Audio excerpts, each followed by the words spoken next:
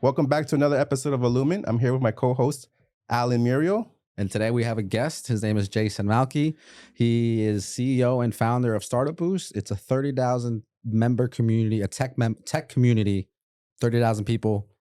Welcome. Absolutely. Thank you guys for having me. I'm excited to be here. Yeah, man. Thank you, man. So Absolutely. let's just start off hot, man. Yeah. We've been talking a little bit right off the rip. Yeah.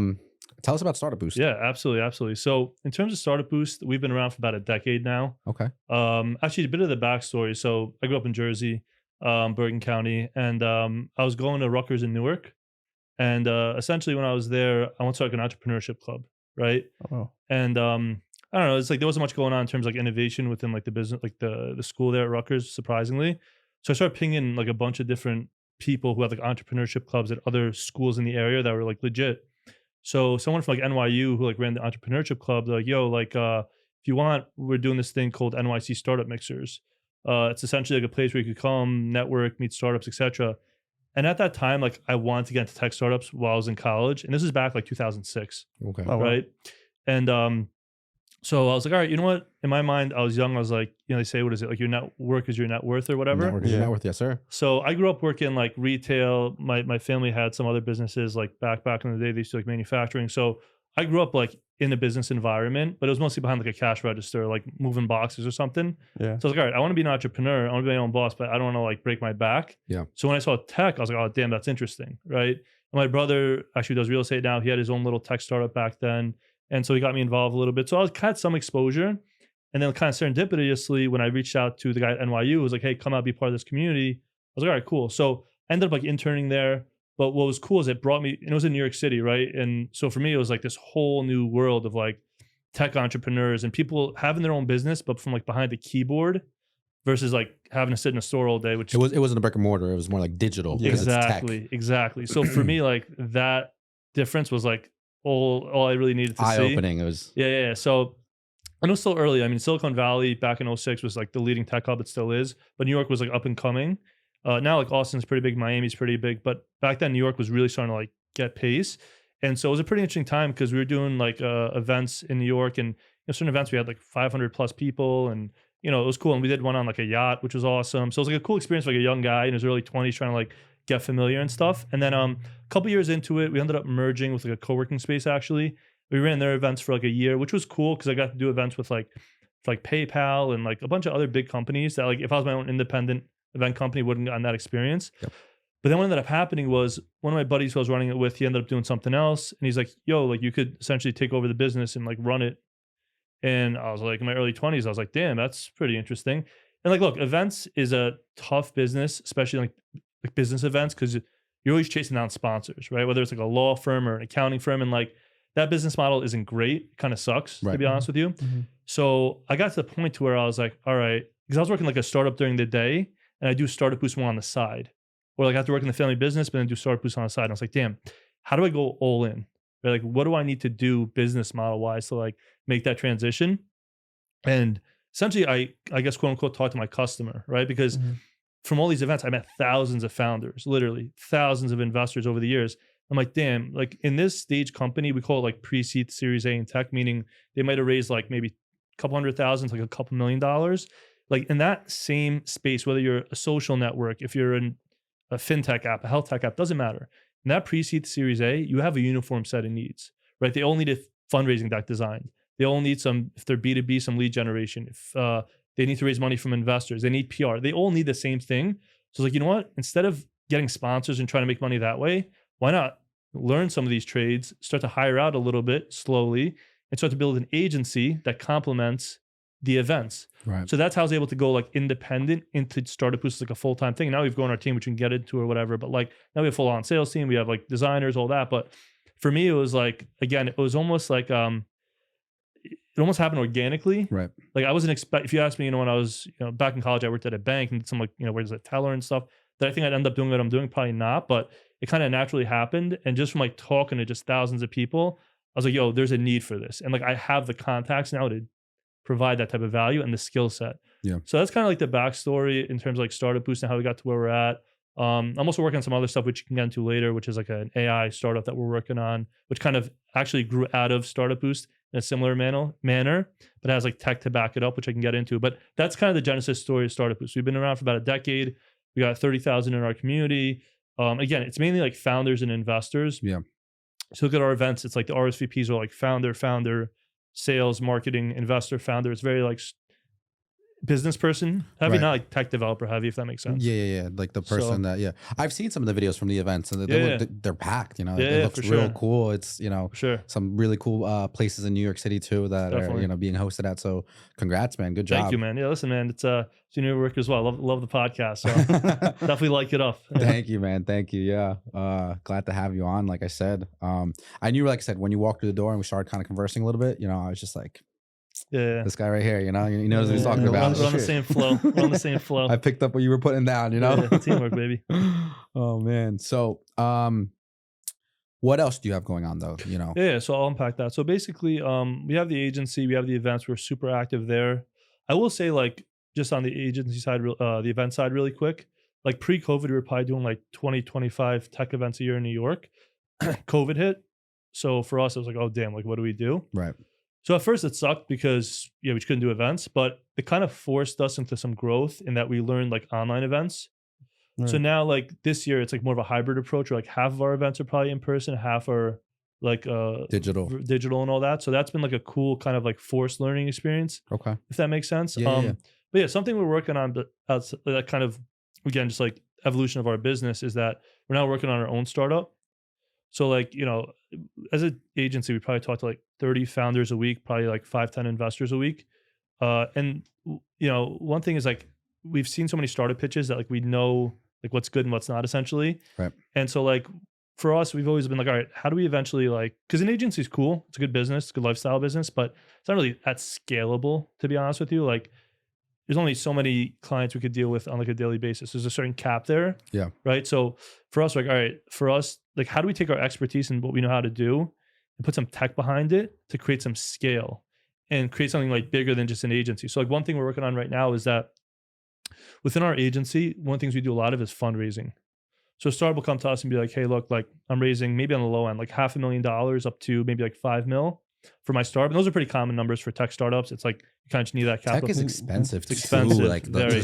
Bro, engineers are like, I mean, if you have like 2 full-time developers, maybe like 1 project manager and maybe like 1 person to make sure everything like works properly, on the low end, you're probably looking like 30 to 50 grand a month, right? Like it's, developers are not cheap, man. Like No. they're super expensive. That's where the money is, and that's where the future is too, though. Yeah, Like, yeah. That's why. Like it's Yeah. Well, it's funny, like not to go off topic, but it's kind of relative. Like a big thing now is like no code and low code. So what does that mean? So a lot of founders, they're not technical. Okay. So for them, how are they going to pay that 20, 30 grand a month? Yeah. A lot of them just Mhm. can't. So there's a lot of platforms out there. Actually, one of my buddies has a platform called Bubble. They raised $100 million. And we actually were doing their events in New York before COVID hit. We're doing like little workshops for them, and COVID hit. So we haven't done stuff since then. But the short of it is that they create this platform that's like, it's this new like revolution. They call it no code and low code.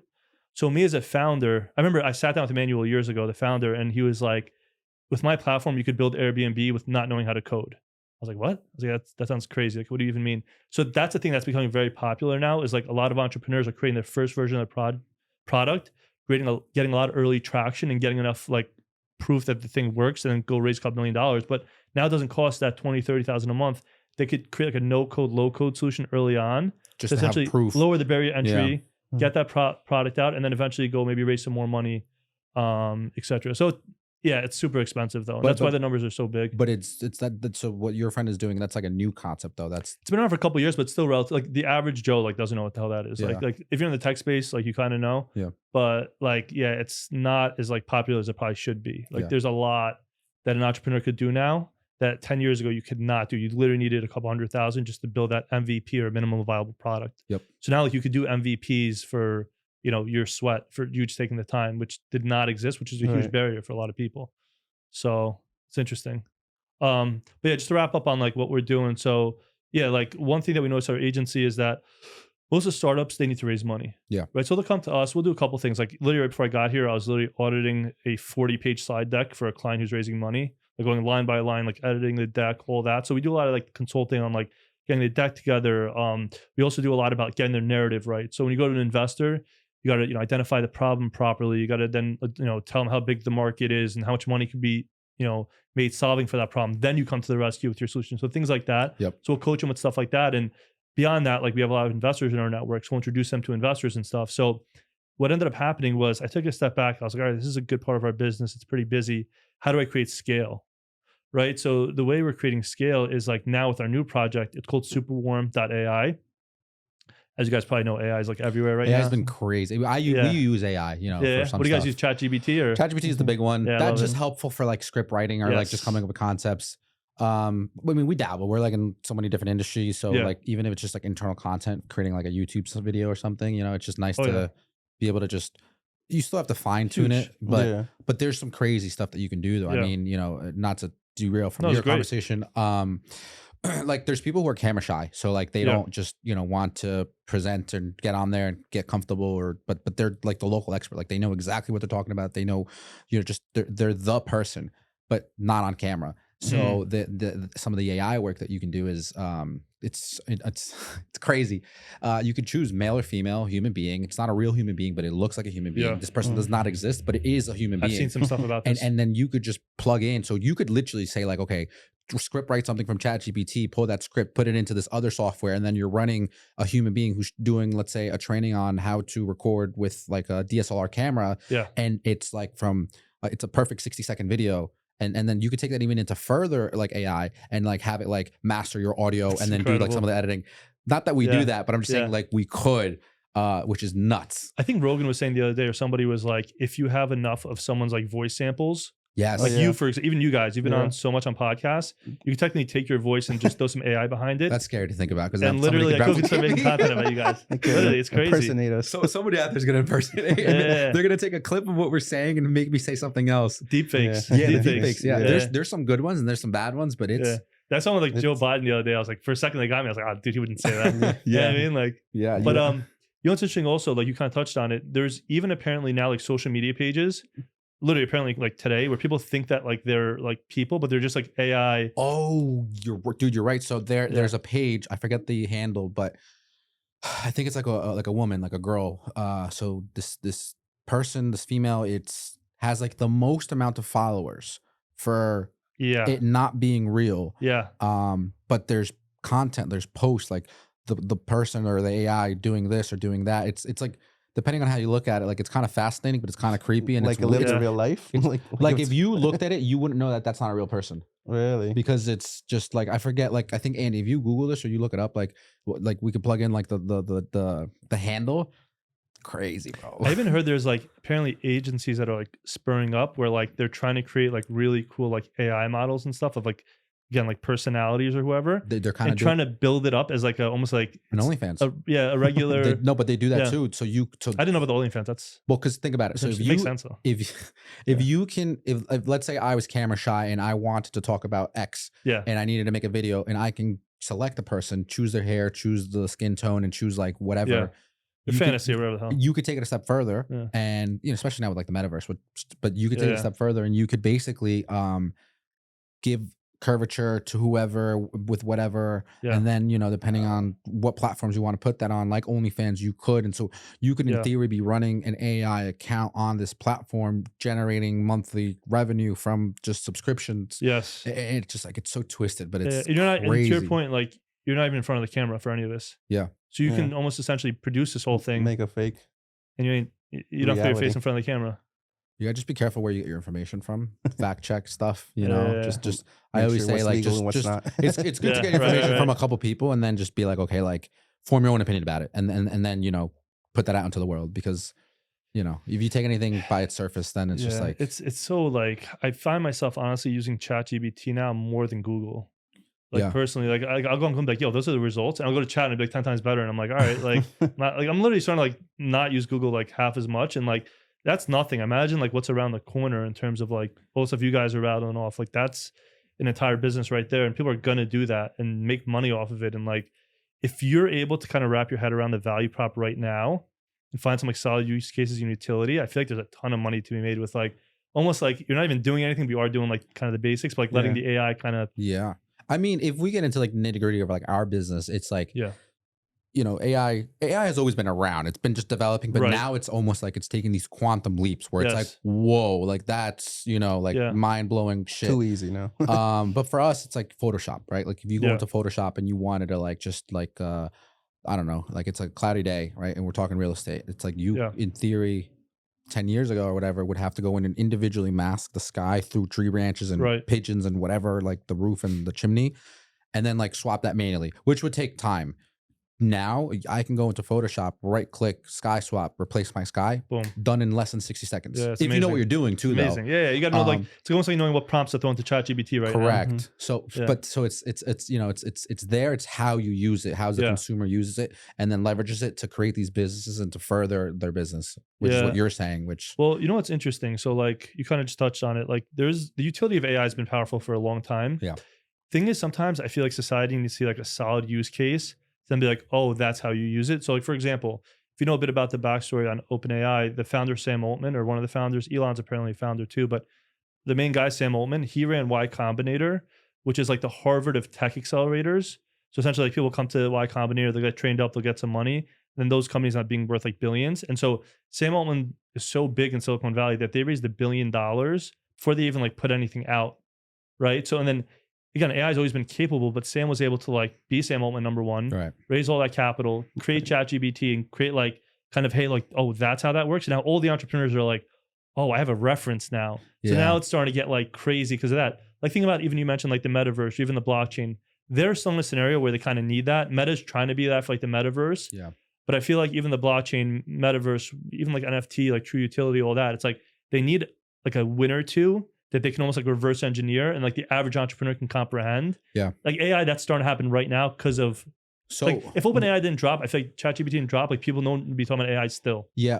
So when you said the whole Elon thing, I was going down. I went down like a rabbit hole on Twitter Yeah. one time, and I was reading about that because the internet Elon's talks, everywhere. It's crazy. and I was looking at that, and I don't think he's an owner or a part of it anymore. No, I but think he that stepped had- away or It something. had to do with some sort of morale issue where like they Yes. wanted to use the platform for like not good reasons. And then like that's what takes this whole spin where it's like you have now, you're always gonna have two sides to it where it's like there's Yeah. pro and then there's people who are against it and cons. And so it's it gets touchy there. Well, there's two things there. One is exactly what you said with Elon. Absolutely correct. Like he was concerned about some sort of like, it, I guess being too powerful or like doing evil stuff. I don't know exactly. Yeah, there was something there. Even with like, I think, was it not OpenAI, the other one, the main competitor? I don't know if it's Microsoft or I forget who it is. Yeah, no, Bing or Microsoft. Bing, yeah, yeah. they have their own thing now. Yeah. It actually pops up onto your like the home window thing, whatever you want to call it, Yeah, the taskbar. On the Apparently, bottom. like that one, like people were able to like, mess with it and get it to be like super aggressive and like negative and like violent and stuff.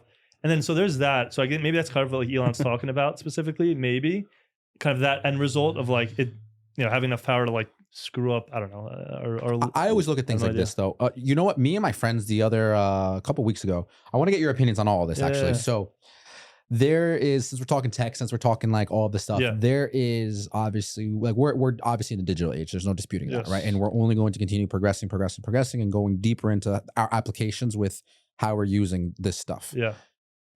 It's going to take some time for like the legal system and all these other things to catch up as to be able to regulate how we're Mm. using these things because Right. it's like Mhm. the wild, wild west.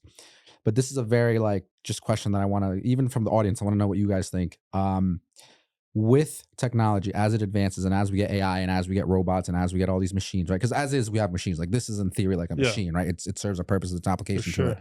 But there's actual machinery out there. Like there's one like in the museum somewhere, I forget where it is, where its only purpose is to like scrape up this little piece of dust or whatever that's in front of it. But the way it was programmed, it was where it can never actually like dustpan it up, because you know how when you like dustpan or you broom, like Yeah. it always leaves a little trail. Yeah. It like cleans it up. It has nowhere to deposit it, so it just throws it back out, and because it just falls through, and then it has to like clean it up. And it's been doing this for like the last 10 years, and it's in a museum hall until like its batteries die one day. But there's art around it where people look at it where it's like this is sort of like you're personifying it because now you're dehumanizing this machine.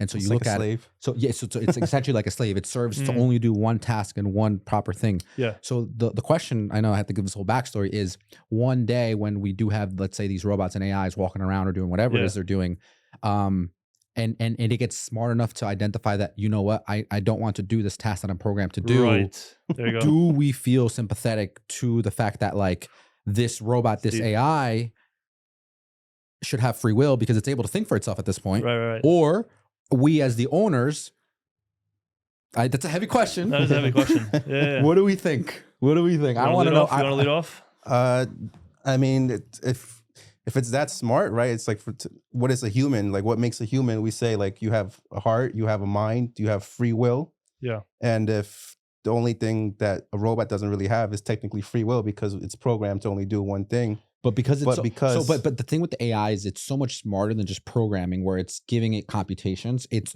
has so much knowledge that it's able to like just on its own essentially be like, well, no, like I don't want to clean dishes anymore. Yeah. Mm-hmm. So then now you're showing human characteristics in a way, right? But it's again how you define having that. a lazy There's, AI like, robot. or What do you do about feelings. that? That's what I'm saying. Yeah. I paid a lot of money for you, bro. Like, I don't think there's a right or wrong, and there's no legal system that says otherwise. But it's more of like morally, a morale, how do we view this? Do we think where do you side with that? Do you side on like, you know, where it's like no, like do what I programmed you to do, or like we shut you off. like, you know, like because they're not a human, but we've given human. Well, what do you think? What are you saying about it?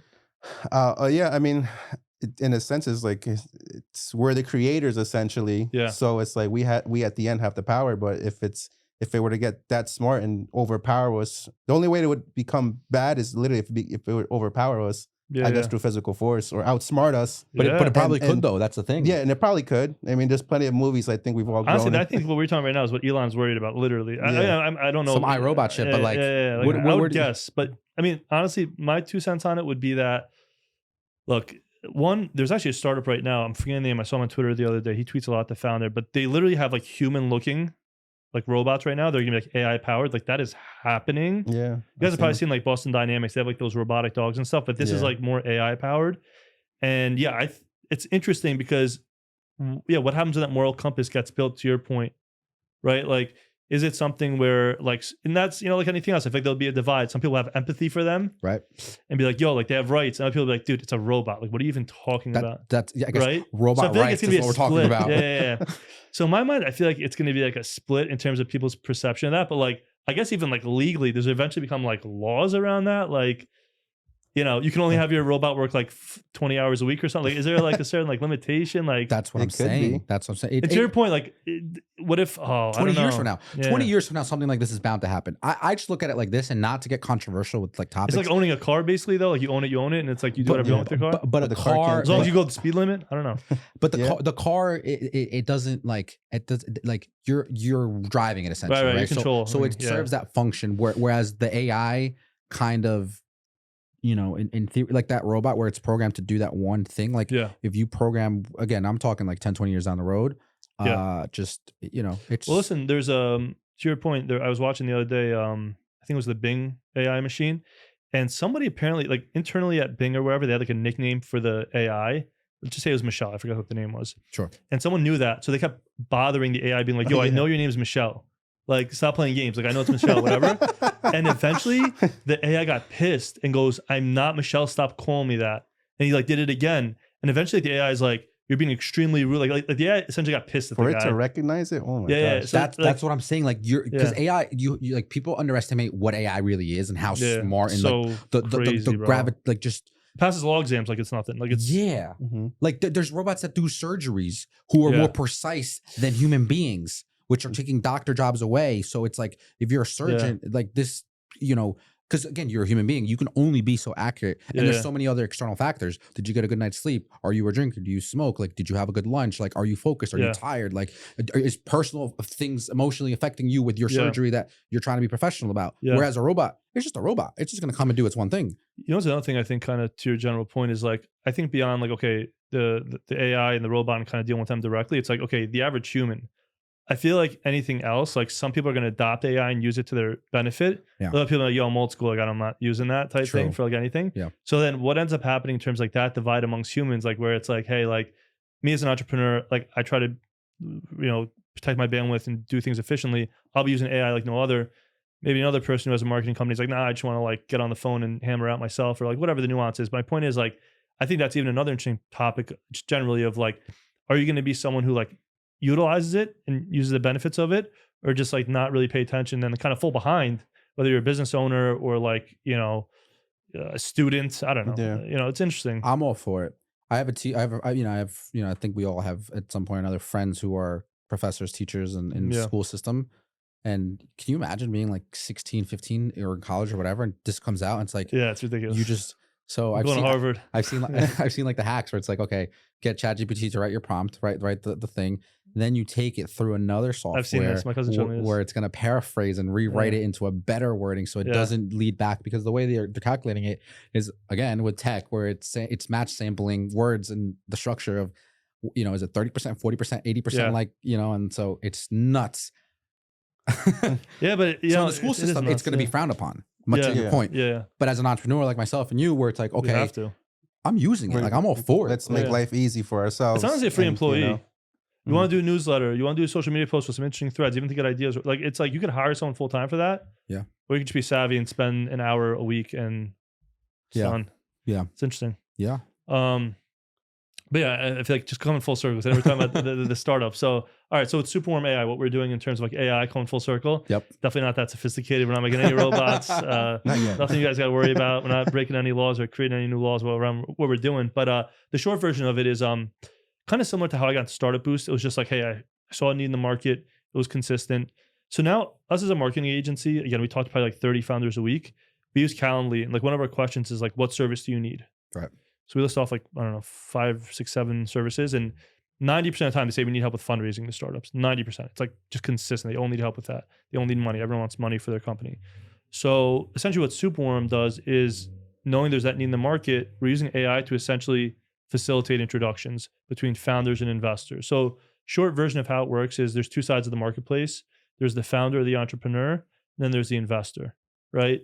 So when I initially onboard, it's like a 4 to 5 question intake, like, oh, what vertical are you in? Are you in fintech or health tech, or whatever else? How many users do you have? What's your revenue?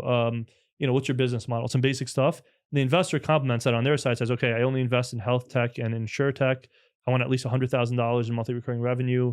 I want at least 50,000 users, whatever it is, right? And then the AI essentially will match them and say, hey, you two should meet. And it essentially will not only match them, but then it'll essentially facilitate the initial introduction, which will happen over like a Google Meets. So, because what you'll hear from a lot of founders is fundraising becomes a full-time job, meaning just going out, finding investors, going to events. Just this morning I was on 3 investor meetings, right? I got 1 off LinkedIn, 1 off my network. Actually, I think 2 off LinkedIn, 1 off my network, right? But that was a hustle. Like, I had to go out, build those relationships. I go on LinkedIn, I have to have those conversations. So our whole thing is you show up Monday, you have 3 anonymized investor matches who are like based on like your criterias. Then essentially if you get an introduction credit, you can then essentially meet that investor. The whole point is we're just trying to make the top of the funnel for fundraising a lot more data driven and a lot more efficient. Like, I think it was Gartner, they released a thing where it said investors are going to be going more towards data and AI for deals versus like gut feel by 2025. So I think a lot of investors know that like they need more data behind their investment versus being like, oh, I just like this dude or like this lady, and like I'm gonna invest because like they're like came off well. Or, yeah, exactly. It's like, oh, I need data. So like beyond that, like the first version of our product is just the AI to match the investors and founders for an initial meeting. But we also have plans to essentially like do more where like our platform will even help like the investor and the founder like do the deal together, and like if, say, for example, I want to get another investor who I know in on the deal, I can syndicate it through our platform to the other investor and be like, hey, I'm putting in $50K. You should take a look. So eventually we want to make an end-to-end platform where not only do the investors and founders get introduced for like the startups, but eventually like they could even get the deal done through the platform. So V1's super basic, simple, simple, like just you put in your info, matches, you get a meeting, that's it.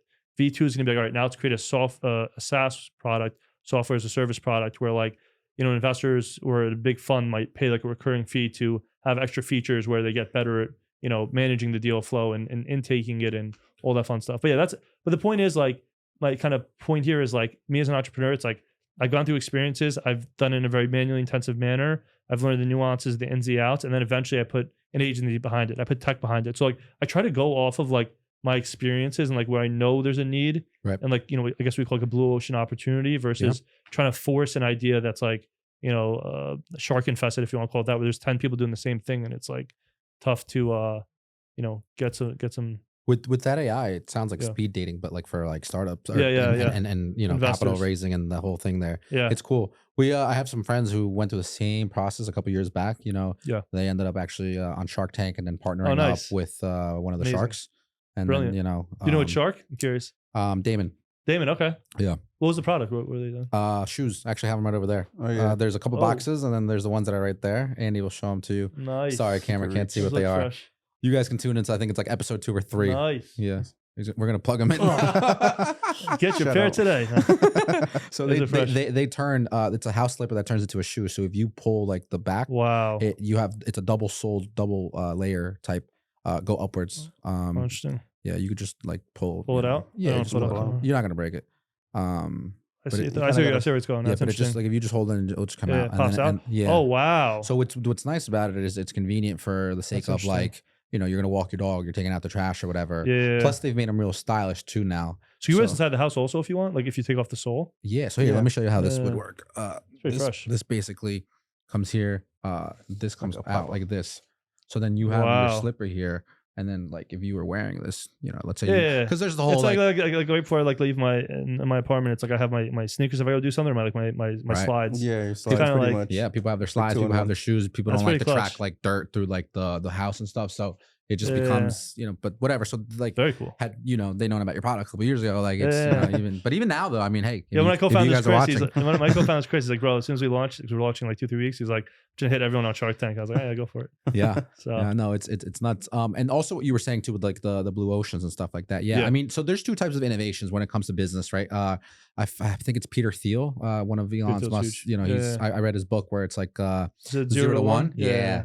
And so he talks about He actually that. is people are actually pissed at him about SVB, Silicon Valley Bank. They're saying that like he kind of was part of what started the bank run Oh, because really? he told all Really? of his startups to essentially pull their money out because like he knew people. So a lot of people are actually kind of pissed at Peter Thiel right now. Oh. But anyway, the depositors are protected, so no one really cares anymore. But anyway, you were saying Peter Thiel. No, so you've read the book, right? Actually, I have not. I need to read that. Really? I haven't read that. No. But it's so what's interesting about it is it talks about companies and just like found ups and just how Yeah. innovation works in the marketplace. So what you know happens a lot is you have a company like, for example, Uber. Uber wasn't the first to come up with that concept. There was Sure. already a pre-existing company that was doing that. They Yeah. just couldn't succeed for whatever reasons. I forget. And Search engines before Google. Yeah, the search engines before Google. exactly. So like Google wasn't the first one. You know, like Yahoo was bigger at one point, but course. you know, Google obviously is Google who it is now. But it's so what it is. There is what he calls innovation being you're going from 0 to 1, meaning like encoding, right? Like 0 stands for an input and 1 is its own other Yeah. input. So for example, like you could create a product that basically never existed before, such as an Uber model, right? Yeah. Even though they weren't the ones to really come up with it, but you know, they're the ones that are the lead in the marketplace for that.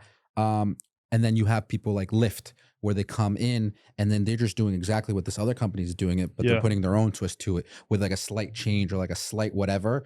And so, you know, that's kind of to your point where you're saying like, it's like Yeah. you know, depending on what kind of company you're doing, like, you know, I can come, you know, like, and create like shoes that, you know, have a slight Yeah. edge to them where it's like, this didn't exist before Yeah. or whatever. So but it's just crazy shit as entrepreneurs, you Yeah, know, yeah. it's like just No, how it's you can- interesting. Like I'll tell you, like what just dealing with so many startups, I think there's a couple things that factor into like why a lot of because you know I don't know if you know it's like 90% of startups fail, Yes. right? Many businesses don't make it to like year 1, year 5. Right. We're in year 6. Thank you. So yeah, thank God. Yeah, thank God. Absolutely. But like you know, like for you know, what we call I think even the reports say like the biggest reason for startups failing is they don't have what you call product market fit or PMF, meaning they create something that nobody wants. Mm. So like it's so interesting to me because like, okay, if I'm a tech founder, for example, before you go, okay, just say you raise 100,000, start getting some engineers going or whatever else. Before you do any of that, why don't you for free go on Google Forms or some sort of survey thing, ask those types of customers, hey, would you use this thing? Right. Right. Before you go spend all this money. What ends up happening is people, their egos get in the way. Like, yo, I had this one scenario where like, I feel like if I had that tech, it would have made my day better. But like, all right, maybe that's a very unique situation. Like not everyone agrees with you. So it's Yeah. like, Yeah. I think in terms of like those 90% of startups failing, a big part of it, I mean, there's other challenges too, to be clear, but like, I think a big part of it is that they just haven't done the diligence or like measured twice, cut once on like what they're trying to do. And just off of like a whim, like, oh yeah, I think this is going to work. And then like, even some of them, they raise a couple $1 million and then just nothing happens because there's no validation on like the marketplace wanting that thing. That's why like going back to like, not to bring it back to me, but it's like everything I've really like invested my time into, like startups I've done or just businesses, it's like I try to go off of like reality through like experiences, right? Like you guys are trying to do a zillion podcasts, right? So maybe by episode 100, like, yo, you already noticed like there's this one thing about the setup that's super annoying in terms of like the wires or like the way this. All of a sudden, you guys might think of a startup because like you know that every other studio is like going to go through that same problem. It's like, oh, you know what? I think they'd pay $1,000 a month for that. I'm making this up, but you know what I'm saying? I Like, know what you're saying. Yeah, that to me, like that's the best. Is like when you actually go from experience. Not saying you can't think of something randomly. Of course you can. I'm sure plenty of startups have been successful with just thought of stuff. It's much harder though. But yeah, you're truly solving a problem and finding a solution to something that is currently happening. And you know, it's and just enough like, people have that problem. Exactly. And then with data and research and testing, and you'll see like, all right, first of all, is it is it a niche product, or is it going to be something that could go global and become this? This, well, what's interesting, also another element of it is like you'll hear this from especially bigger investors like VCs or venture capitalists. So VCs or venture capital. So there's like different types of investors in tech. There's like angels who might just be like 10K checks, 25K checks, maybe 50K checks. Could be doctors, could be dentists, could be real estate people, could be someone who's a tech founder who's been successful. Those are angels, right? Right. Then you got the venture capitalists, right? Angel might not really care that much about the return. Maybe they want like a 3x, 5x, 10x. They're happy. Right. A venture capital firm, they want to exit for like $1 billion to $10 billion. Yeah. Right. So for like a VC fund, they're like, yo, not only do you need to have product market fit, your total addressable market or your TAM needs to be like so big that this company could be worth billions, not like just like even like 20 mil. Like I'm always wasting my time. Like if you sell for 20 mil, I don't care. Like it's not because they have like certain investors which have like really high expectations and it's interesting. I mean, just like building a startup and like being in the space. I mean, I'm sure you guys deal with businesses. I mean, all types of businesses. Like, and like for you, it's like every industry has their nuance. Yeah. And like, so yeah, it's just a matter of, I think, like figuring it out and like understanding kind of where your opportunity is within different like, business circles or whatever else. So there's speaking of tech, actually, I have a client.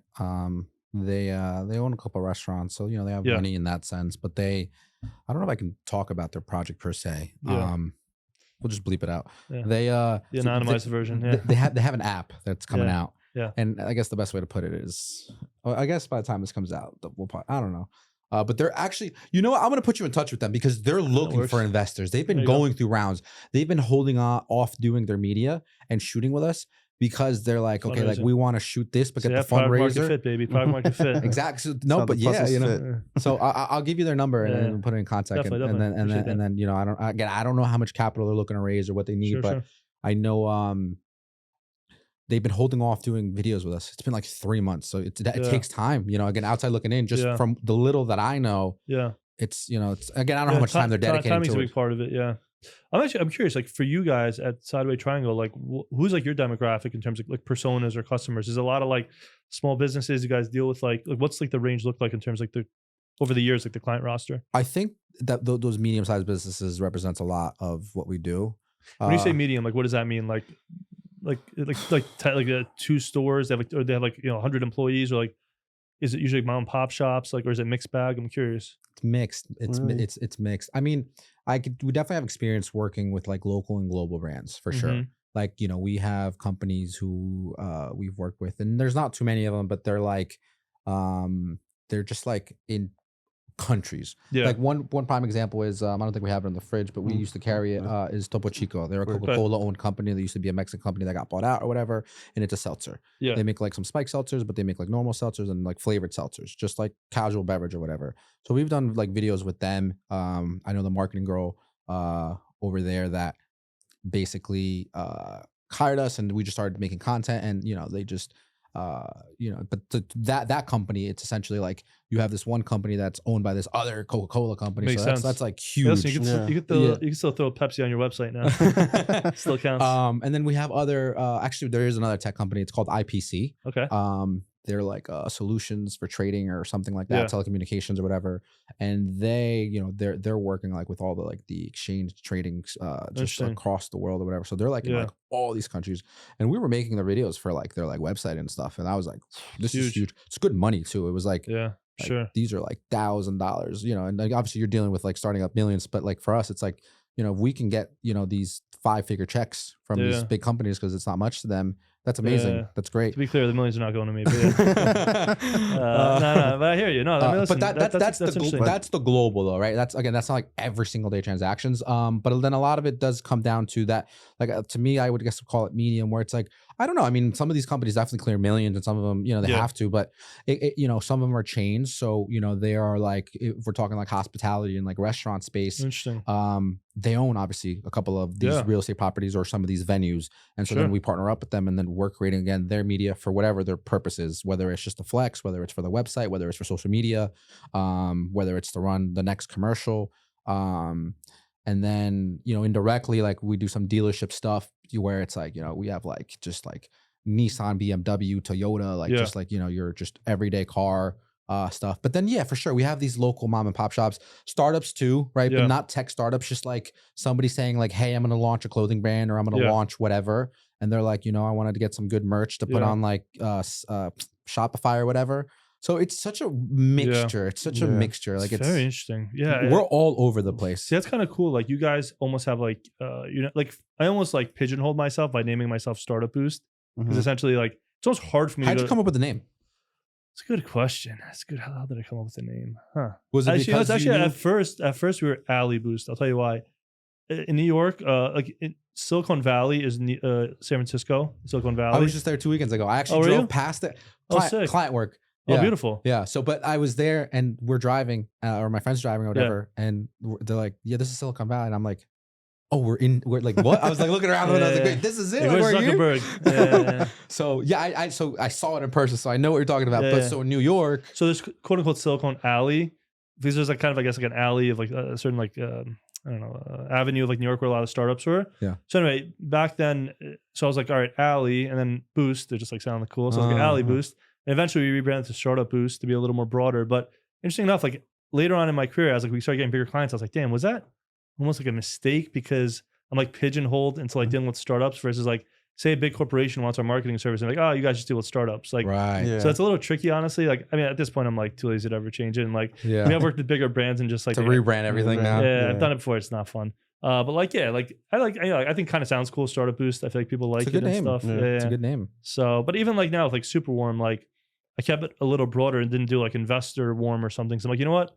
Who knows? Yeah. Maybe technology eventually could do something else. So I almost like learned from that experience. Again, I still love the Startup Boost name. Will I think always be Startup Boost even if we take bigger clients. But yeah, it's interesting. I think names are important. Yeah. I put a lot of emphasis on our name. Yeah. And a lot Well, of what them- is the Genesis story on Sideway Triangle? I definitely complimented it when it came in. I'm curious how you like you that? how you got to that. Yeah. I was so I didn't tell you the full story because I know you You kind of mentioned something, but you didn't go deep. Yeah. So I was curious. Well, so for me, it was like I wanted to start a media agency, a production company where Mhm. it's like we're gonna just create. Like I loved it. It was so much fun. Yeah. But I was like thinking like what would be a good name, and I think I have it on my iPhone because I remember just jotting down lists of names as I kept going through like the weeks, just like what's the name, what's the name, what's the name, Yeah. and I think I came up with like 18 names, and then 1-8 or 8-0? 1-8. Oh, Like it was like under 20, but like I threw out like 20 different names, and I was just like, yo, like, is it this? And I would ask opinions like on my friends, like, what do you think of Sure. this? Whatever. Like I had like some just dumb names, like what do you think of, like Phantom Productions? Like what do you think of like Shit's dope. like 24th century, like whatever. But this one, I was so hard. I love this one. I'd say It's like so this, hard like coming when I in. first saw it, I was like, damn, that's good. Yeah. Yeah. Thank you. What you're saying, yeah. Sideways Triangle came from I was on my phone, I was texting, scrolling through every bit of inspiration. I was like on the emojis. Yeah. And then I saw the play button, the triangle in like one of the emojis. And I was like, how can I name this different? Like that's a play button. But I'm like, because I was like play button, like media productions, like that's taken. But I was like, how can I creatively say this without saying it so that people get it? It's awesome. And I was like, Sideways Triangle.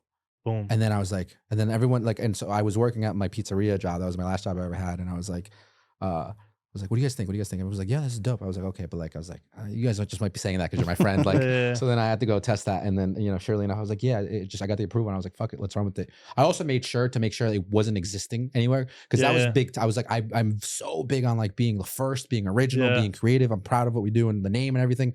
And during that time I had fallen into the slope of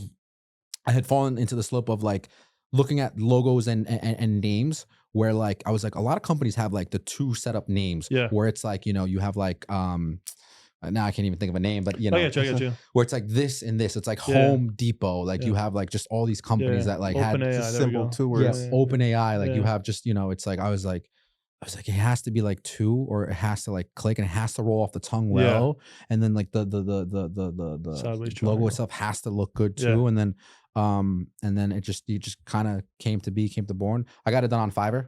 Yeah. Didn't pay much listen, for man, it. That's the way to do it. Honestly, like it's a whole conversation, but it's interesting. Like first of all, again, definitely love the name. It's fire, 100%. Thank you. And again, like you know what it was? I remember when I first heard it, like maybe like double take. I was like, oh, like it makes you like think first. Like, it makes you like pause The and like moment. So Yeah. that's what I wanted, because there's companies like the Doritos logo, right? In the middle, it's 2 people dipping a chip. I never knew that. But Learn then when something new every day. Andy's face right now just says it all. So the Doritos logo, if you look, we'll pop it on the screen. He's So about, people to, can know he's what about to it's Google. He's like, ain't right now. So like the Bose one, like the Beats by Dre. Yeah. It's not Bose. Yeah. So Beats by Dre, it's just a B. Yeah. But the way it's made, it's actually the side of somebody. The circle is somebody's head, and the B represents the actual headphone going over the ear. I've seen the FedEx one with the arrow. I know that one. Correct. Amazon is A through Z. So they ship everything. The smile or whatever. Correct, because it's that category of everything. Yeah. So then all of these companies, I was just, like I said, I studied these companies. I've always been a student. I just love learning as far as like what I want to get into. And I'm like, okay, like I saw them making these logos. I saw, and I read everything, like the Nike logo and like how that came to be, and how he was in like a trip in Asia, and there was like somebody else that pitched it, and it was such a simple thing. And I was just like, I just success leaves clues is always my bit with that. And I was like, if I think I can, and I wanted that same experience for other people when they knew, okay, like, oh, what is cyber? Some people don't get it. It just goes right over the head. And that's cool. It's cool. If they don't get it, it's like, you don't have to get it. But when you do get it, like there's people who've been working with us 2 years in, they're like, I now know what your company means. And I'm like, what? Like people just called me to tell me this. And it's just funny, it's funny. It's like a little, it's funny. And it's for nobody else other than just a satisfaction thing. It's an IQ test. Yeah, man, that's how we came up with the name. That's good though. Yeah. No, listen, I think, I just think also timing wise with, I mean, like being a YouTuber, and I feel like 10 years ago, people were like, what do you do? Like, what are you talking about? What do you mean you're a YouTuber? Now it's like, yo, like you're a YouTuber? Job. That's sick. Like it's like a... So statistically, they say right now, it's harder to become a YouTube than it is to get into the NBA. That really? Yep. Because there are so many people trying it, and there's so many, the desire for kids. But you know what though? I'll say this. I feel like probably the reality is that that's true for like the 95% of people just like going off their iPhone and not really like doing it right, versus like probably like that 5% or less who are doing it like this. And like I feel like your likelihood to be like successful, like there's a huge difference if like you know what you're doing essentially, right? From like a production standpoint, honestly, right. So I obviously that side is correct, probably definitely 100%. But I just feel like also like the element of like, like for the average person is not going to figure out how to be a YouTuber, like period, right? Yeah. I mean, I'm not saying Mr. Beast had all this when he first started. Don't get me wrong. I could tell you the whole story about Mr. Beast. Yeah, I watched Mr. Beast stuff. I'm sure you know stuff up and down. We met him. Did you? Yeah. You know what's actually funny? I think my barber is like his like cuts his like manager's hair or something. I gotta follow up with him on that. But anyway, he was at American Dream for the Bear Burger thing, right? That's when we met him. So I watched a video on it like the other day randomly. Yeah. Probably watched ours. Oh yeah. So we launched a YouTube. Yeah. And Carl Jacobs, I think something Carl Jacobs is like one of his guys. Anyway, Carl is one of the crew. Yeah, so he has a whole crew. We're not gonna get into it. People know Mr. Beast. So I've been like just always on the fence of like, do I want to be a YouTuber? Did you try the burger by the way? Really quick. I did. Was it good? It's good. It's good. It's not like great. It's not the best thing ever. Okay. But it's not like trash. American Dream one you had? That one? Yeah. So I've had because my friend once got the delivery one. I don't count that. Delivery sucks. I had it during COVID. Yeah. And it was like me and my girlfriend, we just ordered. We were like, yo, what? There's like one right here because it's remote kitchens. Yeah. First of all, that business model is fantastic. Kitchens? It's great. It's crazy business. But we ordered it. The fries came a little bit soggy. The burger was good. It was decent, But again, I don't trust. Did you have it at the mall though? So yeah, I did. But the first time I got it ever was before he launched it in the mall. It was like a year or two before.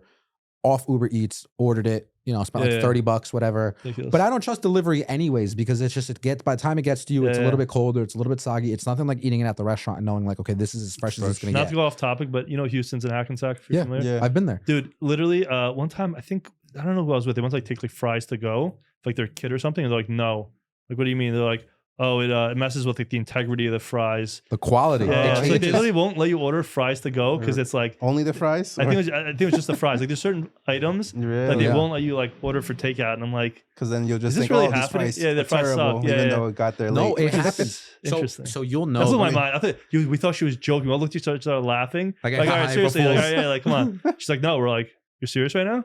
Yeah. She's like, yeah. I was like, well, So can I order them for here and then take them on Yeah, myself? that's kind of weird. Like, I'll eat one fry and then be like, let me get it to go. Like, it's ridiculous. But yeah. No, so if you look at like, this is how I know if it's like a good place and they care Yeah. about like, or they're a foodie. It's like, Yeah. you know, when you get like the packaging to go, if they poke holes in it to let the steam out, that's how you know they give a fuck about you. Interesting. Because the steam is what makes the food soggy. Because it's sitting in its own heat. Yeah. Wow. Dude, I'm big on food, so I give a shit. And so with the Mr. Beast, like everything else in the world, when you order it, I already know, like if a product in the store is like a 9, you're going to get like a 7 at your house just because naturally, you know, the time it took to make and the time it took to deliver. Plus it's a delivery driver. These people don't care about your food. So whatever. But then eating it at the mall, yeah, it was better for sure. Like the fries were actually crispy, not like soggy. That's also preference. I like crunchy fries, not like I'm like, I'm with you. I'm a Burger King fries, not McDonald's kind of guy fries. Think about that one. It's a long debate. It's a long Are you a McDonald's fries? I kind of like McDonald's. Yeah, I mean, I like them. It's just I like. You know, my wife likes them, so she kind of forces me to.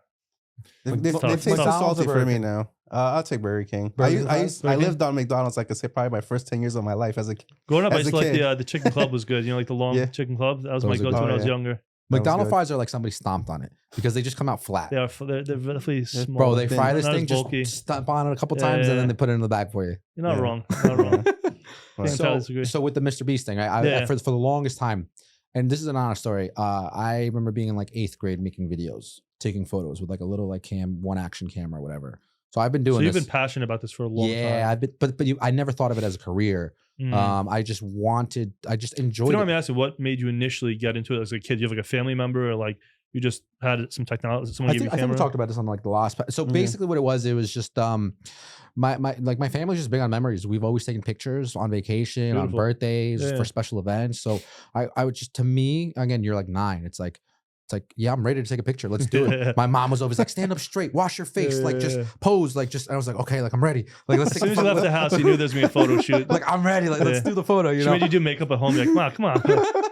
First day of school, like I'm ready. You know what I mean? So it became normal for me to do these things. Whereas like typically, you meet. That's big. That makes sense. You meet a guy though. Like, you appreciated those moments more than the average person. Like so for me, it was that outlet. Now, of, like as I kept growing up, knowing like.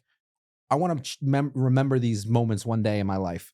And then, so I was doing it, but before social media existed. Yeah. So then by the time social media did exist, like I already you were ahead of the curve. Yeah, I was one up already on everybody. I was like, I knew about my composition lines and keeping straight lines and like not cropping people's shoes out and stuff like that. I was like, what are you, an amateur? Like, like, so it's like, and I realized slowly throughout my life that people sucked at taking photos because whenever I would go to places, it would be like, let's say me, mom, grandfather, everybody. It was just like, we'd ask another tourist, like, hey, can you take a picture of us? And I would always see my mom's reaction of like, like this is terrible, like whatever. I'm like, and I'd be like, and she like, I just picked it up. You know what I mean? Like, but then, I mean, I took like film school or film editing in like high school. Oh yeah. Just for an easy A though. It wasn't about a career. It was just about like knowing like, yo, I can walk around with a tripod and go to gym class and go to the cafeteria and get some food in before my actual lunch and just bullshitting. And it was an easy A. But naturally, again, you pick up skills. Come college, like you were talking about entrepreneurship. I actually started the entrepreneurship club at Montclair State. I actually ended up finishing at MSU. Really? Yeah, carpe diem, baby. Nice, dude. Crazy. Go Hawks. Go Hawks all day. I was in network marketing, affiliate marketing. I did some sales. I started like a bunch of other companies and projects. Wow. None of them worked. Okay. Cyber Shine was the first one that took off. It's the first one that that just. You know what though? I feel like you need those failures sometimes just to know when you do have something good. You're like, oh wow, that's actually like compared to like all those failures, like there's something here. I built up a network over the like 7 years too. So then by then it was like I was ready. People already knew that I was about business. I just didn't make any money. You had the reputation already. Yeah, but I had nothing to show for it. And then I started making money. And so it was nice to be able to come. You know, though, I feel like reputation is very important. So it's like, if you're able to get that, even if you're not making money, people still believe in you and they're like, yo, this guy's going to figure something out. Well, going back to what we were saying, right? It's like, we don't have 10K on Instagram, but people love our quality. It's a matter of when, not if. People will hire us. Yes. But people will hire us strictly over the fact that they're like, I like your video better than this other person's video. Yeah. And then they don't give a shit about price. That flies out the window. Yeah. We posted a wedding yesterday on Instagram. We got a cold email. Yeah. Hey, we saw that the venue reposted your wedding. And they were like, let me read to you the email. Yeah. Listen, quality is never expensive, right? It's like, they know they're getting quality and they know they're getting ROI. It's like, it's all relative. The email was very detailed too, which was very nice. It's not just like, hey, I saw your wedding. Look cool. You know, it was pretty. So the email reads, hello. I recently came across your video that Perona Farms shared of Chris and Jess's wedding. I absolutely love the style of video and how unique it is compared to most other wedding videography. We've been going back and forth on whether to have videography for our upcoming wedding, and yours was the first that really got me excited about it. And then she gave me like the rest of the details about like when, where, and all that stuff. But like, the point is like this lady wasn't even gonna do it. Yeah. And then she saw ours and she was like, "Wow, I have to do this." You know what's funny about that? I mean, I had my wedding a couple years back, but man, if you understood how much time, like especially like at least my wife, and I'm sure most women and maybe certain husbands, like, dude, just on Instagram on the hashtags and like, like the hashtags, like. The amount of stuff that got like forwarded to me in my inbox, like, yo, what do you think about this person, that person, my life? I'm like, dude, I couldn't care less. But like, the point is, like, people take it. It's a big deal for a lot. I mean, I can't even say like your childhood, but for someone's wedding, it's such a big deal that like for someone to come out and say that about such an important day, like that shows that you guys are doing like great quality. You know what I mean? It makes like, me happy because I think that's there's so much success. noise. Is my point. There's so much competition. I'm sure. So for them to be proactive and come to you, is like awesome. You know, the funny thing is we're not even like a wedding company like that. Yeah. We don't market ourselves as like a wedding company. We've recently started posting our weddings and just showing people like, because my philosophy was never like, because I mean we dabbled in it with like, okay, like what kind of businesses do we work with or what industries are we in? And it's just like it just, we do so much. So here's the funny thing, right? You're saying like, okay, you've locked yourself into just only working with like startups. Yeah. And you're like, oh, like you kind of like are like, hey, I wish. It kind of works. Sometimes keeps me focused, but like, you know, sometimes I'm like, damn, imagine I can get like Pepsi as a client or whatever, but because I'm startups, I'm like, who the fuck, you know, excuse me. But I think I don't want to deal with those guys. But the thought crosses my mind too, because I'm on the other side of it where we're doing all these other things. And I'm like, you know, is it better sometimes to just focus on one thing and really be known for that one thing? Yeah. It would make my life a lot easier. It would make, I think, all of our lives easier because we would know how to shoot. Because there's things that like, you know, like that we do, like, you know, that we're like, you have to grow. Like, for example, like Matt, like you, I don't think, like, would you say you're ready to do like a wedding fully by yourself? By myself? No. Personally, no. But he'd be able to do like a real estate shoot by himself. Yeah. 2 different types of shoots. Although it's just video. It's just depending, I guess, really. So it's like, so the learning curve for the guys is hard because it's like when I bring somebody on, you need to be equipped to do all of these shoots because we're doing it all. Yeah. So I'm holding a high standard as far as quality because we're getting emails like that. But it's like if you were doing everything and working with all these, because think about it, the beverage company, that's its own industry in its own, which is way different than tech. Yeah. So now you have to learn all these other things about this other industry and this other company if you wanted them as a client. Yeah. It's very interesting, man. I almost wonder, like, is the answer like, hey, you could do one or the other. You could say, hey, we specialize in just weddings, or we're pretty diverse when we do weddings, we do real estate, we do whatever else. But to me, I guess the question becomes like, first of all, like unit economics of it, essentially. Like if I were to just drill down on weddings and, you know, hypothetically, if you could clone this team, right? And one version of the team just did weddings for the next 10 years and one team did weddings, real estate, whatever else. One is like, what's the economics of it? Like number one, which one would make more money? Like, I don't know that any of us have that answer right now. Yeah. Like that's something interesting. And then it's also like, you know, maybe certain businesses also, it's like, hey, do we essentially try to dominate the wedding space? Because we know that's like the most money out of the options, become like the premier there. Eventually, once we have like that reputation, then all of a sudden say, hey, we're expanding to entertainment or something. Like, I don't know the answers, but like this is actually like things that like I have to think about, and I'm sure you do too. Like as like, you know, entrepreneurs, it's like, you know, which battle makes the most sense. Yeah. Right. Yeah. So I don't think there's really an easy answer or like one size fits all, but it's really interesting. That's why me and George started the Frontier Media Group stuff. Yeah. You know, so that's why like I said, that's its own entity. Yeah. It's its own company. Yeah. There's so many headaches. Realtors are just, oh my God. I love them. My brother's a realtor. Yeah, definitely headaches. Yeah, I love them all. You know, I always say I love my clients. I don't have to like them all though. So, fair enough. Fair enough. But that's it's just and it's just so like in the real estate world, just to give you like a little taste of it, it's fast turnaround times. You shoot something today, they need it back tomorrow, 8 a.m. in their office. Yeah, I'm like, that's too fast for me. Personally, like I could probably do that like myself if I'm doing one or a couple shoots. Yeah, not on a scalability level. So as a company level, like we need to put a full-time admin there doing that. We need to have all these photographers that are being able to do that. We need to have an editing team who's editing overnight and doing stuff while like, you know, so it's so many things that we've gone through to establish that. One thing that's really interesting you kind of just touched on is I'm actually like halfway through the book. It's called Scaling Up. I think I forgot the name of the author, something Harnish. Anyway, so it's very interesting. It talks about scaling up. Why do some companies make the jump and why others don't? Right. And I'm not done with it, but from what I've gathered so far, some really huge takeaways were like one, companies who make the jump, because here's the thing, right? A lot of companies, the owner or the co-founders or whatever, so much of the business is in the back of their mind. Yeah. Right. Like if you said, hey, like I know you need you to go do something. They'd be like, I don't know how to do that. Like, I haven't been trained on that. So like one thing they talk about scaling up is like one, creating processes as a company. And that could be as simple as like, or or as complicated as like creating like a handbook, right? So you could say, hey, or nowadays there's different technologies where you could screen record stuff, but maybe create some sort of repository. It's like, hey, someone starts working at sideways triangles in editor. First thing you got to do is actually like read through these like 3 or 4 Google Docs, for example, just for a simple example of like how to set up the camera, how to do whatever else. So it's almost like instead of you having to sit there and like physically train them, like make them like follow you around all day, they'll still do that.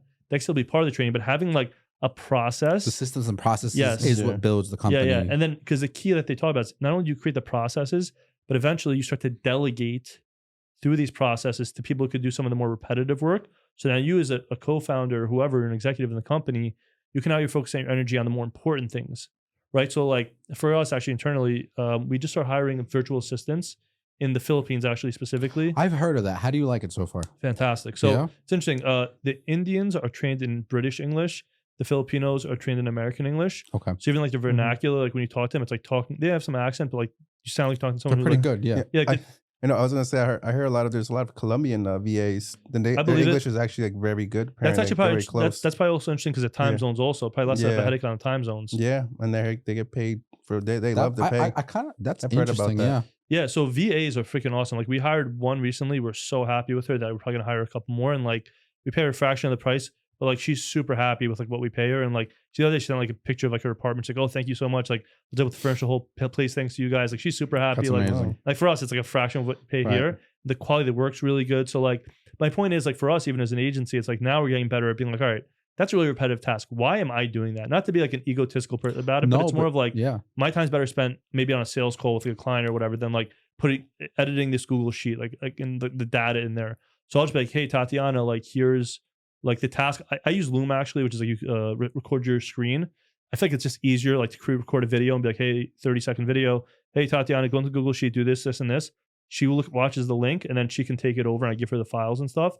So anyway, coming back full circle to scaling up, it's about like creating process, then delegating and essentially getting out of the way of the mundane stuff. Yeah. So you can focus on the bigger moves and the more strategic moves. And then even there's other like nuances in the book where like they talk about like hiring the right people. So for example, they say for like a lot of startups, what they'll do maybe when they're like 10, 15 employees is like, they'll be like, oh, this person from JP Morgan Chase, they're a VP of this for 10 years. They're great. I love them to be like our manager of our sales team or something, right? What happens is they come from a corporate background where like there's so much resources around them that like they can just delegate a bunch of stuff. And in a startup, for example, you got to do a lot of the work yourself.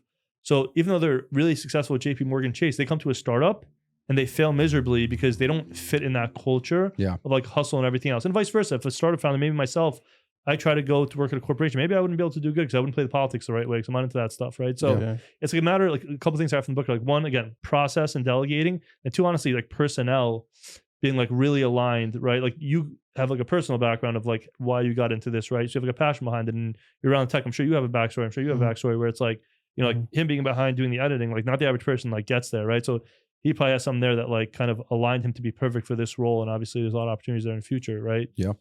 So it's interesting. Mr. Beast talks about the same thing if we're just talking in the same category of like content creation, where he says he's had his taste in hiring people who've been on big movie production sets like Warner Bros. Or like Sony and all these companies. And it's like over there, everything, like you said, is so corporate where it's all systematic and methodical of like, you have the shot list and you have like the it's almost like uncomfortable for some people who aren't around that. Because well, so now when they come here, it's like you have to unteach them what they know and then reteach them the way you're doing it. Your system. That's interesting. And then it becomes that just takes way too long to do because it's like it takes them like a month or two to just stop thinking the way they're used to thinking, and then they have to pick up the new thinking, and then it's just like, you know, the way he, at least that I've seen from interviews that he does things, it's like in a movie set you would know like, okay, shot by shot, like here's how we're gonna do this for the edit. Versus he's running like 73 cameras for some of these like stuck in a circle videos. And it's just like, which one got the best angle of the best reaction? Because it's all happening real life, organic with real people, not actors. So it's just like two different worlds and they don't collide or coincide because.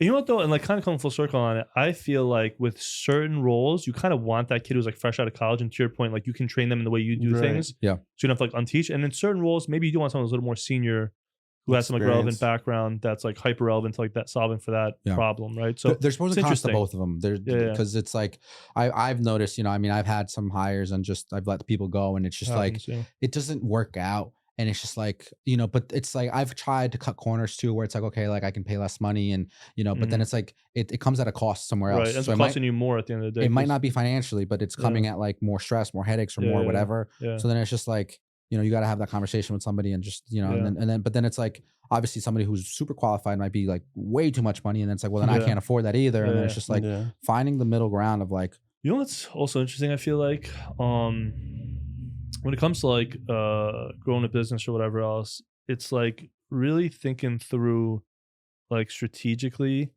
like, and this is, I mean, maybe this is more broadly across like all experiences. Like, I'm a big believer in either you succeed or you learn, like you don't fail. me too. Right. So like whether it's hiring or it's like you try a marketing campaign or whatever, it's like sometimes it costs me money to learn something. Like, you know what? Like whatever you paid to go to Montclair State or whatever, right?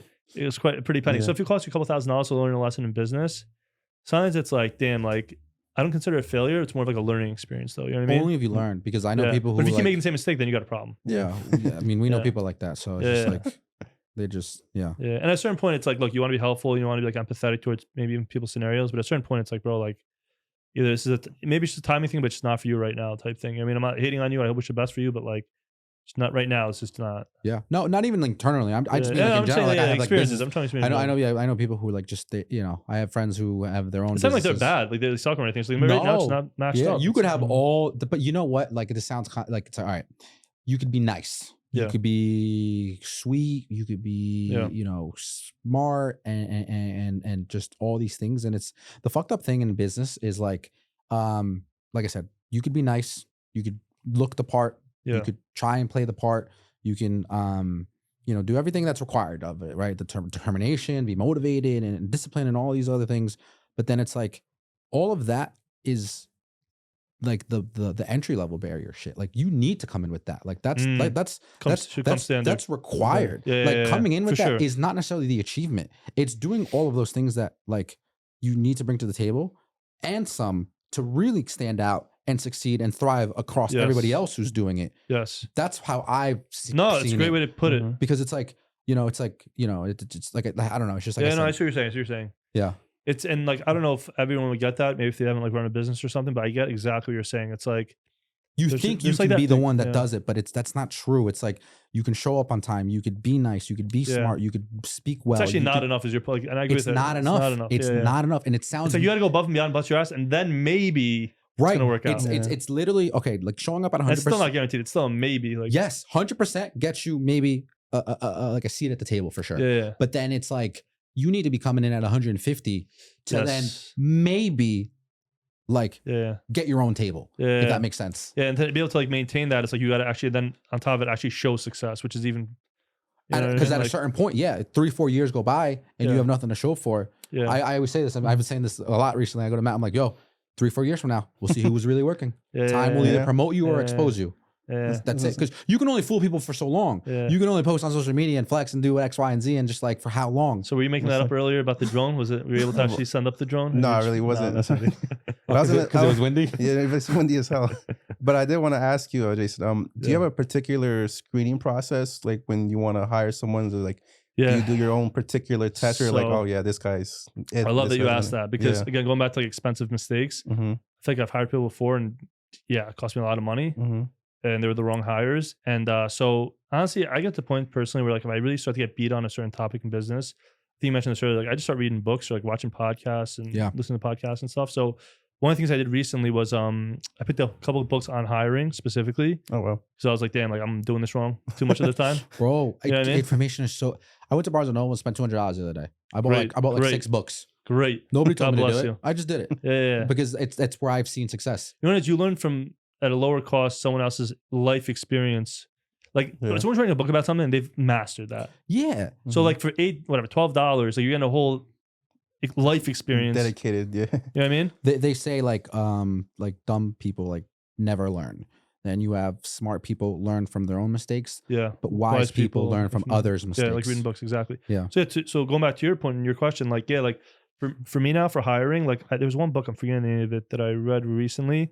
I literally like there was like a rubric in there or some, and like I literally took it, made like a Google Doc. So now I literally like run an interview process where like I go through the questions that I thought were like helpful. And like there's even one that like even little things like this, like oh, ask if I were to call your other employer and like ask for them to rate you from like a 0 to 5 stars, what would they give you? Because then they're like, even though I'm not gonna call, they're in their head are like, yo, he might call, so I kind of have to give an honest answer. You know what I mean? Yeah. So it's not like I've had people be like, oh, I'm a 5 star. So I'm like, yeah, honestly, I'm like a 3.5 if I really have to be honest with you. And I'm like, all right, like fair enough. But like, you know what I mean? Like little tricks like that, like I learned from the book. So when they say 5 star, you actually go call them? yeah, no, not even. I still don't do it. But like even then, it's like, and also for me, it's like sometimes even like a confidence test. Like I asked a kid the other day who actually I'm hiring for an internship. He's like, bro, he's like 5 stars. He goes, bro, if you talk to my employer, I get like 10 stars. I was like, damn, that's confident. That's I like that confident answer. right So there's a meme out there where it's like pulls up to a job interview, starts pouring water, and then like just he overflows the cup. Yeah. And then the intervieer goes like, are you nervous? He's like, no, I just give it 110% in anything I do. I ain't cut no corners. Not to hydrate you. Overflow of success. I give it 110% in anything You I will not do. be parched. Oh That's my funny. God. That's funny. That's hilarious. Oh man. Yeah. So you wanted to plug something in, right? Yeah, no, honestly, it was more the super warm stuff. I want to kind of get that out there, kind of drop it more publicly. So that was good. I'm excited about what we got going on. Yeah, so like that's the startup we're working on. We're raising some money right now. We did raise like half of our round right now. So we're talking to more investors. I'm hoping to wrap it up in the next like 30 to 45 days and really start pounding the pavement on the startup. So like it's gonna be cool, kind of just switching gear. I mean, I'm still gonna be doing the agency for the foreseeable future, just to like keep the lights on and all that. But eventually, like there's a play where I can kind of like fold the agency into like the tech product and the whole community there. So but it's cool. It's just kind of shifting gears. Like, I mean, you guys are essentially like an agency too. So it's just like, getting behind some tech versus like, I mean, right now I could do, 5 to 8 calls a day sometimes all day with people. And like, when you get to tech startup, it's more of like you're marketing than you are like selling essentially. Cause like you're more trying to scale the adoption. So it's gonna be cool. I guess kind of just shifting gears a little bit in terms of like day to day and all that. So, but I think even for you guys, like, I'm sure you're there where it's like, certain lifestyle things at a certain point in your business where it's like, again, maybe it's just like a matter of like creating processes and delegating. But like, I know myself, like I'm 35 now, like I hustle I work way too many hours, to be honest with you. And it's like, I'm trying to get to the point in my life where it's like, I make more money than ever and like work less than ever. Yeah. That's always the goal, right? Well, I'm going to start up. That's not going to happen for me right now. But like by like 40, I'm trying to like, all right, I'm chilling. Like, I'm not trying to go as hard. Like at a certain point, it is what it is, like obviously you're passionate, you're excited. But I think at a certain point in your career, it's just like, you want to kind of get to the point where I'm not saying you don't want to continue to work hard. It's like we want to have that option where it's like, take a year off. Well, the thing is too, yes, being able to dictate your own schedule. Yeah. I've always said this, right? It's like, all right, like I traded like working in corporate and having a 9 to 5, 8 to 4, whatever. Yeah, same. Yeah. But then it's like, I do work 24/7. My work comes home with me. I'm always doing stuff. And but then, like, it's like you could just take the week off if you wanted to, as long as there's somebody or something happening there that's still getting done. Yeah. If you decide next month to go to Miami for like a couple days, the team like, all right, I got you, go. Like it's like you could do that. It's like your choice. Correct. Yeah. But internet money is crazy too, though. That's the thing too. Like we live in such an interesting time now, right? Even with the tech stuff and all this stuff, where it's like, it's just there is a lot to be made, and that excites me, and that's why I can't sleep sometimes, because I go to sleep thinking about it, and I wake up thinking about it. And I'm just like, I mean, I was having this conversation on the way over with my buddy. He's based out of Portugal. This guy, Micah, he's a good friend.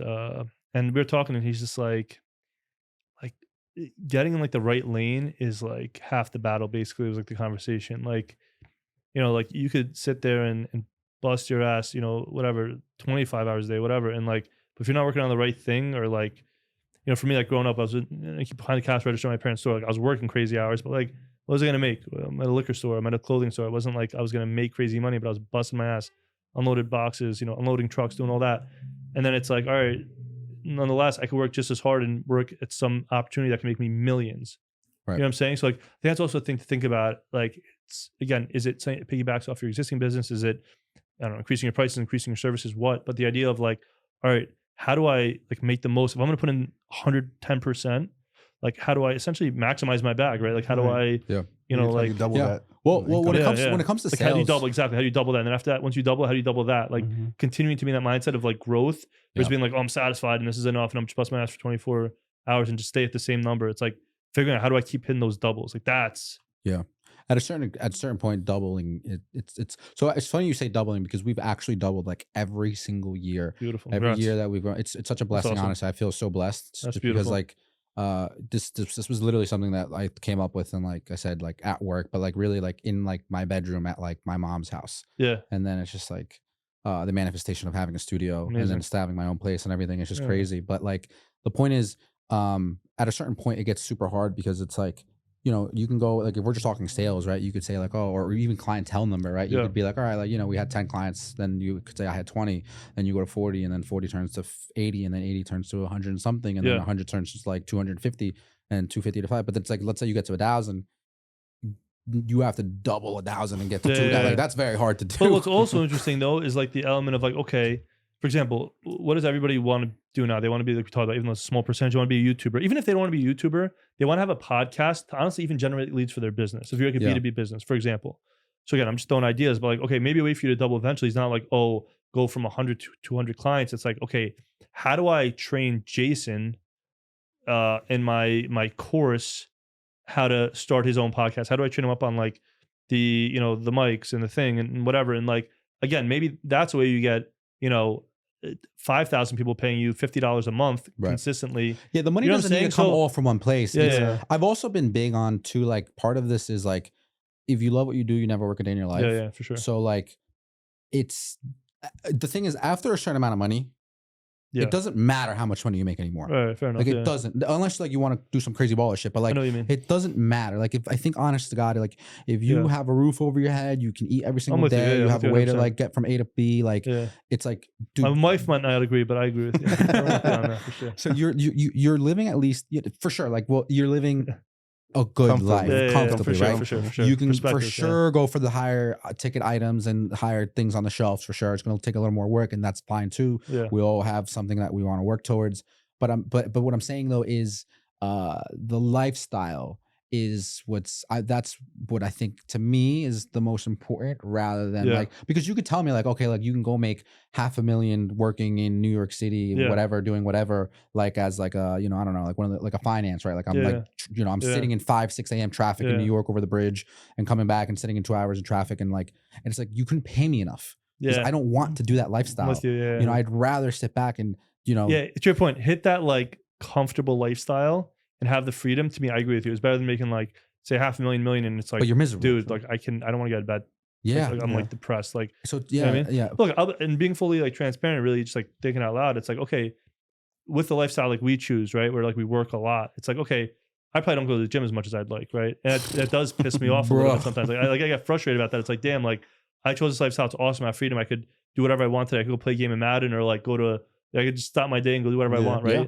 But again, even then, it's like, and this kind of goes back to like scaling up and like creating process and delegating. Like again, that's one thing I'm trying to take control of now by like growing the team now and delegating properly. Because now it's like I want to be able to get to the point where it's like, you know, if I don't plan to ever work 8 hours, like I just enjoy what I do and I'll work more than that, like sure. But nonetheless, like I want to be able to like comfortably like squeeze in like an hour and like go to the gym and know that that's there every time and like, you know, I can, you know, do a couple. So that's kind of another thing though. It's like, okay, you get the freedom, you get the benefits of owning your own business. You even get that financial place where like that plateaus and you're happy there. And again, hopefully you continue to climb up. But I think there's also the element of like being honest with yourself and being like, all right, like, cool, I got that. That's awesome. I'm super happy about that. But like, I need to continue to like, kind of like build towards my lifestyle. Right. And Yeah. like again, take care of my health and do, you know, maybe spend time with family Yeah. and do certain things. So it's like, I think it's also something where I feel like entrepreneurs sometimes get a little too extreme, and I've done it. I'm guilty of it myself. Yeah. Where sometimes I kind of neglect family maybe a little bit or neglect my diet or whatever. Where it's like, to me, it's like also, again, I get it. Like I would never do corporate, and I do have a good lifestyle. I'm happy with it. Yeah. But also just like being honest with yourself and being like, all right, you know what? I also have to do a couple other things here to like really truly be happy. Like, you know what I mean? So it's like just staying hungry, I guess, essentially, and like yeah. It's finding that not being balance. content. Finding the lately I've been working off of time blocks. Yeah. I just like the same way that like I wake up and I say like I'm so excited to go and do this video project or this edit or whatever. I've just kind of trying to like mentally trick myself to be like, okay, like I'm so excited for this workout. I'm so excited for this because before business, I was in like the best shape of my life. Yeah. And then, dude, I put on like probably like 30-ish something plus pounds over the course of like 3-4 years because I neglected it. I just said I need these 2 hours to build. Yes. But now I've switched back into a mindset of like a time block where it's like I owe it to myself to spend Exactly. 1 hour in this gym today. Yeah. Even if it's the most half-assed workout, I'm here. And then that way I don't go to the extremes, because the best thing making your own schedule is the best thing ever. It's Yeah. also the worst thing You ever. got to be accountable. Yeah, because if you're not accountable, you'll sleep in, you'll eat a bunch of bullshit, and then you'll let like yourself tomorrow, go. like I will be up at 5 a.m. tomorrow because like I'm gonna hold myself accountable. You know what I mean? Because that's what I'm gonna do. So it's like, yeah, you got to have that discipline too to like be an entrepreneur and all that. But even just kind of coming full circle on it, like to me also, it's like this thing I have to convince myself of is like, dude, listen, if you stop this deck you're editing or auditing right now, or like you don't, you prepare this like marketing campaign later, and you go to the gym for like a half hour, it's actually long term going to make you feel better. You're going to perform better. And even though you give up a half hour, you're going to gain productivity. You're not going to have like those moments in the day where your brain just goes to mush and you're just like, I can't do something right now. So I'm telling myself that, but I'm still like honestly recently not doing it. So I need to get back to the gym. Yeah. But I feel like sometimes like it's not just about like our business discipline. I'll be up at 5, sure. But like personal life discipline, am I going to the gym right now? Not really. Yeah. I should be. So it's like, just also again, to your point, like we kind of talked about keeping yourself accountable, whether it's like business. I think it's almost easier sometimes to be accountable in business, but not in your personal life. Yep. But like almost like continuing to be disciplined outside of work is like another skill that like it's not easy because you got to do both. You got to do all of it, and you have to balance this like personal life too, because it's like a whole ecosystem of your life. It's also like, all right, like going back to what we talked about. Hey, like focusing maybe on a part of the business that makes a lot of money that allows for you to hire more to then have that lifestyle where you have a balance. It's like it's all interconnected. Like everything we talked about today is like a flywheel or like an ecosystem. Like it's all relative. You know what I'm saying? It is. I've always said too, how you do anything is how you do everything. Yeah. Because if you're like sloppy or unorganized or messy, that's a great point. In like, let's say certain areas of your life, that trickles and reflects in other areas. Even if it's not as major, like you might be like, yo, I gotta keep like a messy room or whatever. But like, sure, like that might be a mess and whatever. That doesn't mean much, but it definitely spills over into other categories. No, you're absolutely right. And vice versa though, if you're like very like clean or meticulous or organized or whatever, it spills over into other areas. So if you're like good with time or good with, just being like, I need to get these 3 things done today. It's like that reflects into other areas of life. Well, it's very interesting. So like kind of building on that, when a lot of people raise money, just going back to like startups and stuff in the earlier stages, they'll raise from like friends, family, and like maybe other entrepreneurs they know, right? Or like other people who are like high net worth that they know.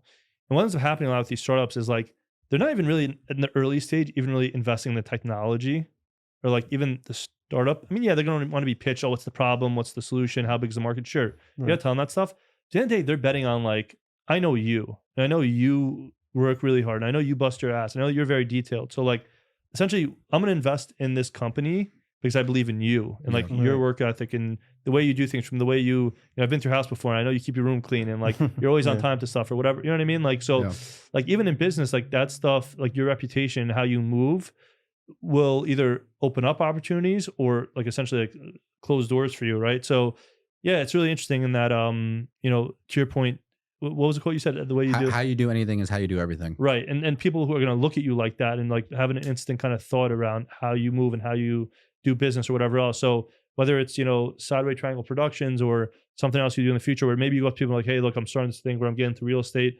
I got to raise, $250,000 to invest in the first couple of properties, because they know you, they know the quality of your work, and they trust you. Yeah. And they know you study and you do all these things. They're like, you know what, I'll throw whatever 20 grand in because I trust him. I know him, all that fun stuff. So yeah, I couldn't agree with more. Like, I think that's it's kind of a broader kind of truth, I guess. Which is funny because like obviously you're using the AI, which helps facilitate a lot of that matching. Yeah. But then I don't know. I mean, I'm not at an investor level yet, but like I would imagine if you are, like, it helps out the sifting and filtering so much to the point where like, okay, like once they've narrowed a pool of 100 people to like 10 people or something, then you can go with your human instinct of like, all right, well, out of the 10, like these 2 felt really good because of that human interaction, and then they do business and invest. 100%. Yeah. Like it just kind of cuts through a lot of noise, and then like from there, essentially, obviously, at the end of the day, you have to be a human being and have a good pitch and all that. But just trying to get some data behind like the initial, I guess, connection. You know what I mean? Cool. Yeah. So dope, man. It's easy time.